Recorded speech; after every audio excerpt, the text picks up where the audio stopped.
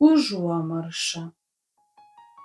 Žiemą anksti temsta ir didelės purios snaigės, išnyrančios į žibintų apšviestą gatvę, atrodė lyg besileidžiantys žemyn balti drugiai.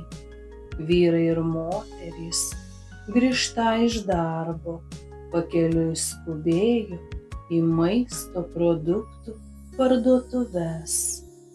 Ten ir atgal gatvėmis zujo apsnigti taksi. Kiemsargiai spėriai šlavė šaligatvius, nelaukdami, kol praeiviai sumins kietą ledokšnį. Tik Auksė niekur neskubėjo, slinko vos keldama kojas, paspoksodama į krautuvių vitrinas.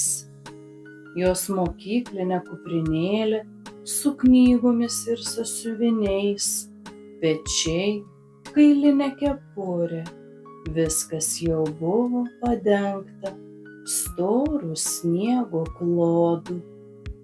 Iš šalies žiūrėdamas galėjai pagalvoti, kad tai ne mergaitė, o pats sniego senis kulniuoja. Gatvių sankryža. Auksė stabtelėjo, pamindžikiavo, kraipydama ant galvos upsantį sniego pyragą. Praleido važiuojančias mašinas ir vis taip pat iš lėto nupėdino į kitą gatvės pusę. Auksute, kur eini? Kažkas ją pašaukė. Pavartėje šmėkštelėjo kiškinė kepurė. Tai Kęstas, irgi antraklasis. Namo einu, oriai paaiškino Auksė ir dar labiau sulėtino žingsnius. O ką? Nieko. Kęstutis stumtelėjo kiškinę toliau ant pakaušio. Vargšelė, po pamokų sėdėjai. Su apsimestine užuojauta įgėlė. Auksė papūtė lūpas. Ir visai ne, norėjo jį užginčyti, bet berniūkščio ir pėdas sniegas užkrito. Paprasčiausiai Auksė užsibuvo pas draugę. Su Mildute jiedvi viename suole sėdi. Tik į mokyklą mergaitėms nepakeliui. Auksės namai netoli universalinės parduotuvės, o Mildutės ten anapus tilto. Iš pradžių Auksė ketino tik palydėti draugę kelio galiuką, bet eidama užsimiršo ir nė nepamatė, kai atsidūrė prie devynaukščio, kur gyvena Milda. Teko užeiti. Čia jos apžiūrėjo knygas, pažaidė su juodu kaip anglis sibiriniu katinu. Ir net kai Mildos mama priminė, jog laikas ruošti rytdienos pamokas, Auksė nesiskubino atsisveikinti. Išėjo jau gerokai sutemus. Kelias buvo netrumpas, bet Auksei patiko eiti sningant ir ji visiškai neskubėjo. Netgi nustebo, kai per snaigių uždangą pamatė savo namą. Daugelyje langų jau buvo šviesu. Švietė ir jų buto languose. Tik dabar, eidama koridoriumi, Auksė pajuto lyg nerimą, lyg sąžinės priekaištą. Aišku, kad nepagirs mama, juk barėsi, kai aną sekmadienį grįždama iš kino užsibuvo pas drauges ir anksčiau, kai šventė Kęstučio gimimo dieną. Bet argi ji kalta, kad užsimiršo? Ji net nepyksta, kai ją vadina užuomarša.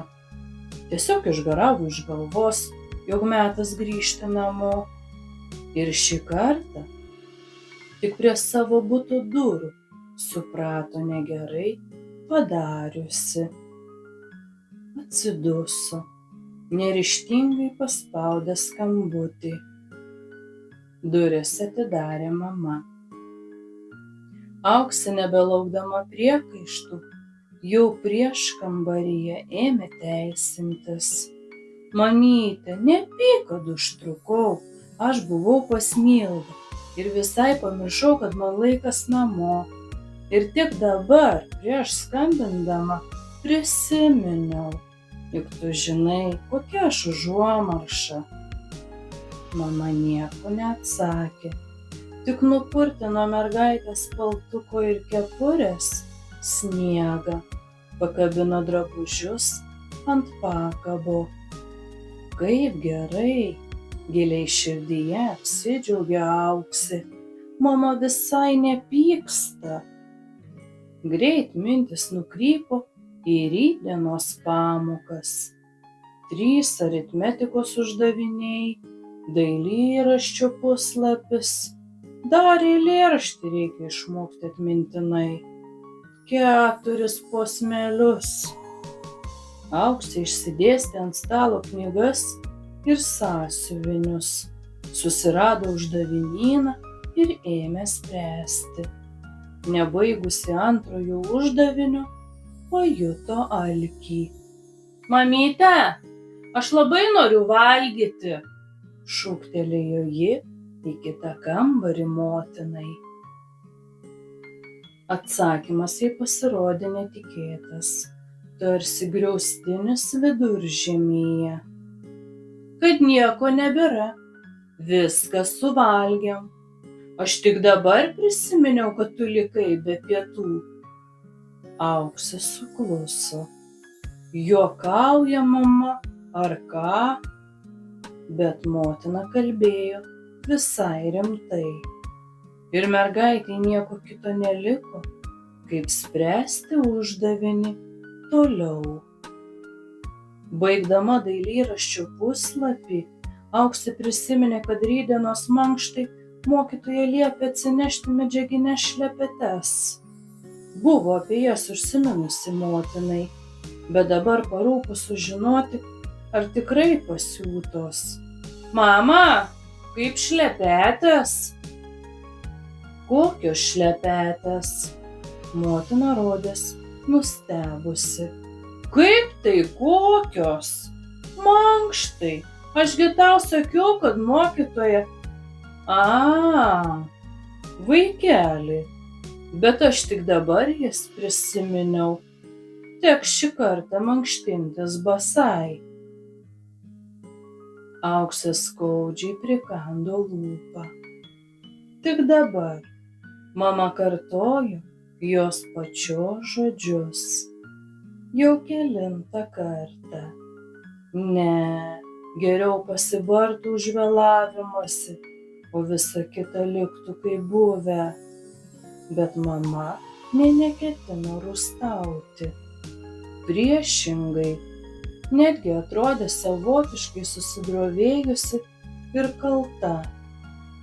Mergaitė dar bandė kartoti pirmasis eilėraščio eilutes, bet susitvenkusios ašaros vis labiau smaugė gerklę. Ir Auksė nuėjusi į virtuvę, prigludo prie šiltos motinos rankos. Aš daugiau taip nedarysiu, mama, sušnabždėjo, tramdydama verksmą. Nebebūsiu užuomarša,